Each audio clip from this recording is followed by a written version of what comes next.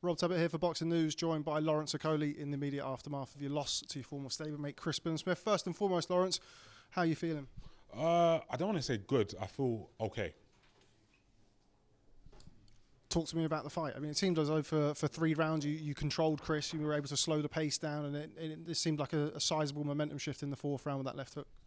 Definitely. I couldn't really tell that I was dominating the fight, which is something I need to look at myself and figure that out. I thought it was quite competitive early. When he got the knockdown in the 4th, there's obviously a major shift because from there he started coming on stronger and started to believe. You know, where usually I believe he would dip because he got the good knockdown, and it was a good knockdown in the 4th. That's obviously going to spur him on, especially with the crowd. The crowd got behind it. It's like a football match. When you're dominating, the crowd's quiet. As soon as they get a goal or something like that, there's a shift. So hats off to him. How hurt were you in the 4th round and in the 5th round? The 5th round? The start of the 5th round from the 4th round. Were you hurt then, or was your head clear? I would say in the 4th round I was hurt.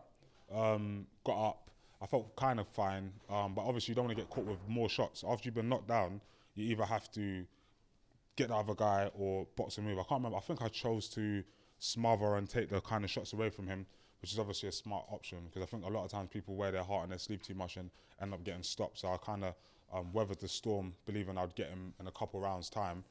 Start of the 5th round, I felt calm, but I still wanted to take the round off, like, you know, not get caught with nothing silly, and pick it up from 6-7 once my legs were back under me.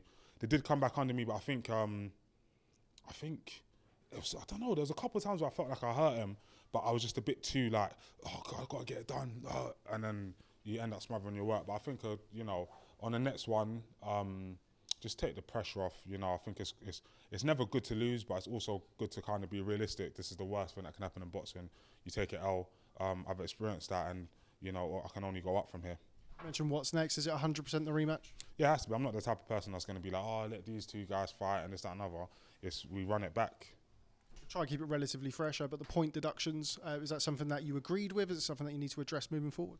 I need to watch it back. Obviously, I felt like the ref was excited, but at the end of the day, this has been a consistent thing with a narrative that's been pointed. I think that it's a tough one because I'm being held a lot of the time, and the refs are like, oh, you're like, and it's just like, there's only so much arguing you can do. Ref, he's holding. No, it's you. It's just like, you know, I just got to take it on the chin. It's a waste of energy kind of arguing in the middle of a fight. So that's that. You're hitting with some massive shots in the second half of the fight, particularly the 10th and the 11th rounds. Shots that I think probably would have knocked out most, if not all, other cruiserweights in the world. Were you surprised that he was able to survive them? No, because I've never hurt him in sparring before. So I knew he was going to be tough. I just thought he was going to gas in the middle rounds. Obviously, you don't want to bank on someone else's shortcomings, but I believe that the knockdowns and the points deduction gave him a massive boost of energy, which maybe if the fight had gone in a different, you know, momentum, wouldn't have gone like that. But you just got to just take it and just know it's kind of like, I don't know how to, I can't explain. I feel like for me, it's kind of like, I don't want to say I'm happy. I want to say that it's given me like like already a new sense of clarity in terms of what I got to do and how I got to approach boxing. I just think like it's all good being a winner and this, that, and other, but I'm coming back to be a savage.